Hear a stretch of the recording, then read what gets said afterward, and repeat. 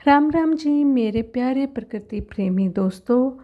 आज 31 मई 2026 है। मैं आपसे बातें करने वाली तुलसी पौधे के बारे में। तुलसी पौधा एक सन लविंग प्लांट है। इसको डायरेक्ट 3-4 घंटे की सनलाइट बहुत पसंद आती है। कम से कम 3-4 घंटे की, नहीं तो 5-6 घंटे की मिल जाए तो क्या कहने। इसको हमेशा ओस से, फोग से बचा कर रखना चाहिए। ओस में इसके पत्ते गल जाते हैं, ख़त्म हो जाते हैं, तो इसको हमेशा सर्दियों में रात को पॉलीथीन से कवर करना चाहिए और सुबह उसे हटा देना चाहिए। और गर्मियों में अगर धूप 42 टेम्परेचर से ऊपर जा रही है तो इसको कॉटन के कपड़े से कवर करना चाहिए। बाकी इसको वैसे धूप पसंद है। इसको हमेशा मिट्टी के गमले पसंद आते हैं।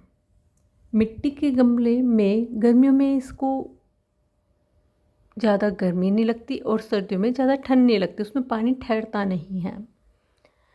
नर्सरी के पॉट भी अच्छे रहते हैं। मैंने ये पौधा नर्सरी के पॉट में ही लगा रखा है। इसमें छिद्र काफ़ी अच्छे होते हैं, पानी ठहरता नहीं, ये भी अच्छे रहते हैं। सायरेमिक के गमले से बिल्कुल पसंद नहीं आते क्योंकि सायरेमिक गर्मियों में गर्म और सर्दियों में ठंडा हो जाता है, जिसकी वजह से तुलसी के पौधे की वाइट रूट जो होती हैं जिससे वो खाना अब्जॉर्व करता है, वो गर्मियों में गर्मी के कारण जल जाती हैं और सर्दियों में सड़ जाती हैं, जिसकी वजह से प्लांट जल्दी ख़त्म हो जाता है। तो इसलिए सेरेमिक के पॉट अवॉइड करने चाहिए। इसकी मिट्टी हमेशा हमें वेल ड्रेन बनानी चाहिए। वेल ड्रेन मिट्टी यानी कि बुरबुरी दरदरी मिट्टी। वो मिट्टी बनाने के लिए आप 40% गार्डन सॉइल या खेत की मिट्टी आप यूज़ कर सकते हैं। 30% आपको वर्मी कंपोस्ट या फिर काउ डंग कंपोस्ट यानी कि गोबर की सड़ी हुई खाद लेनी है। 20% आपको रेत यानी कि नदी की मिट्टी, नदी की रेत जो होती है वो यूज़ करनी है। और 10% आपको सूखे पत्ते, जो आपको पार्क वगैरह में कहीं से भी मिल जाएंगे, 10% आपको सूखे पत्ते लेने हैं। 1 चम्मच चाय पत्ती, आधी चम्मच हल्दी। इस मिश्रण को अच्छे से मिक्स कीजिए। गमले के छेद अच्छे से चेक कीजिए। गमले में तलहटी में अच्छे से छेद होने चाहिए। अगर नहीं है तो उन्हें आप अपने हाथों से बना लीजिए। उसके बाद छेद के ऊपर न्यूज़पेपर की कटिंग रखिए ताकि केवल नीचे छेद से पानी बाहर जाए, मिट्टी नहीं जाए। न्यूज़पेपर की कटिंग रखने के बाद आप उसमें मिट्टी फिल कीजिए। जो हमने मिश्रण बनाया था उसे फिल कीजिए। उसके बाद नर्सरी से अगर आप पौधा लाकर लगा रहे हैं, मेरा ये है तो मंजरी से यानी कि बीज से मैंने इसको लगाया है, लेकिन अगर आप नर्सरी से पौधा लाकर लगा रहे हैं तो उसके बैक को कट करिए और उसके बाद तुलसी के रूट बॉल को मत छेड़ना, पौधे के रूट बॉल को मत छेड़ना, बस हल्की सी नीचे से मिट्टी हटाकर और गमले में लगा दीजिए।